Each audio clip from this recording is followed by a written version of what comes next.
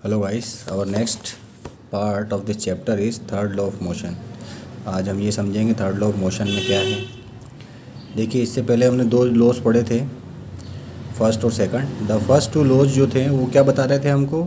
Applied force के बारे में। That is how an applied force change the motion.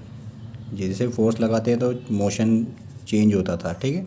And provide us with a method of determining the force. और हमको ये भी पता चला कि हम फोर्स कैसे निकालेंगे, ठीक है। ये दो लॉज से पता चला। The third law of motion state that when, देखो ये क्या बोलता है, when one object exert a force on another object, the second object instantaneously exert a force back on the first। यानी अगर इसको सिंप्लीफाइड फॉर्म में कहा जाए, to every action there is an equal and opposite reaction, ठीक है। ये है इसका मीनिंग। मतलब ये है कि जब हम किसी एक ऑब्जेक्ट पे फोर्स लगाते हैं तो वो सेम फोर्स उनको रिपीट में इंटरेस्ट बैक में मिलती है, ठीक है, वो रिपीट होती है। यानी when one object exert a force on another object, the second object exert a force back on the first. First वाला अगर किसी एक ऑब्जेक्ट पे फोर्स लगाएगा तो उस पर भी फोर्स, जैसे मान लो एक बॉल है, ठीक है, ये रेस्ट पे है और ये यहाँ से मोशन में जा रही है। जब ये इस पे एग्जर्ट करेगी फोर्स तो ये भी फोर्स एग्जर्ट करेगा इस पे, ठीक है। तो the two force are always equal in magnitude. ये दोनों फोर्स क्या रहेंगी? इक्वल रहेंगी, बट अपोजिट इन डायरेक्शन, और अपोजिट डायरेक्शन में लगेंगे लेकिन, ठीक है। This force act on different object and never on the same object. ये अलग अलग ऑब्जेक्ट पे रहेंगे, ठीक है, दोनों फोर्स।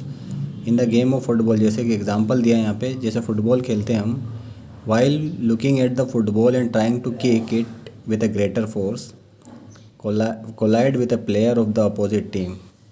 क्या होता है जब हम किक करते हैं फुटबॉल को, अगर वो किसी प्लेयर को लगती है तो क्या होता है? उसको हर्ट फील होता है।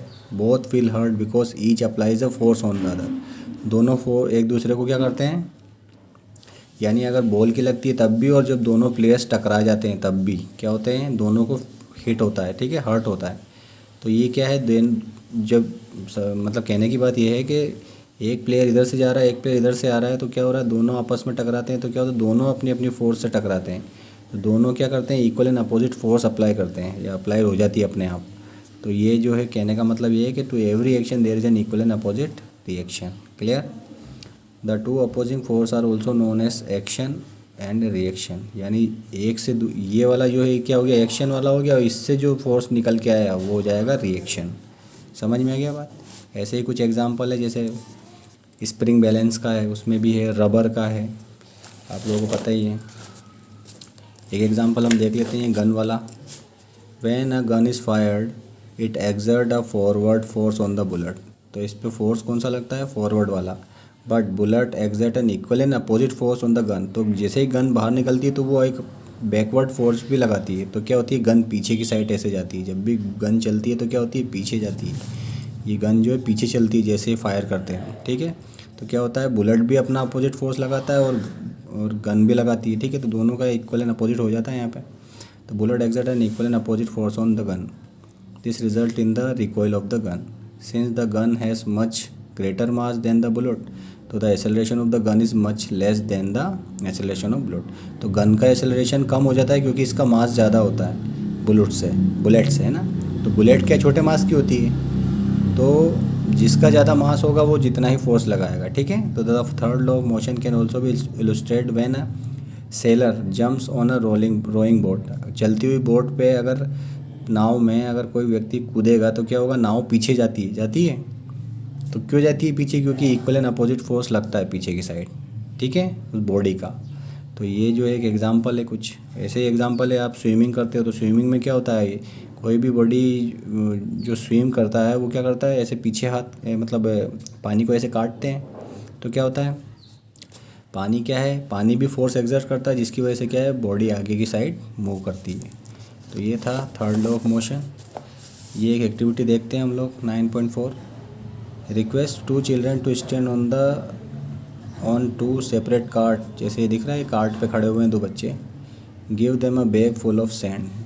एक सैंड का बैग दे दिया भरा हुआ, heavy object. Ask them to play a game to catch with the bag. अब इनको ये बोलना है कि ये गेम खेलना है कैच पकड़ने का। Thus each of them experience an instantaneous force as a result of throwing the sand bag. क्या ये दोनों पे सेम फोर्स लगेगी या इंस्टेंटेनियस फोर्स आएगी? तो you can paint a white line, अगर यहाँ पे आप वाइट लाइन पेंट भी कर दोगे on the wheel cart wheel to observe the motion, तो मोशन दिख जाएगा आपको। तो जैसे ही ये एक दूसरे को कैच करेंगे तो क्या होगा, इनका मूवमेंट होने लगेगा, ये पीछे जाएगा ये भी पीछे जाएगा। तो जितनी ज़्यादा फोर्स से जो फेंकेगा उसके अकॉर्डिंग ही उसका मोशन होगा। इससे ही समझ में आ रहा है कि यहाँ पे कुछ फोर्स लग रही है अपोजिट में, है ना।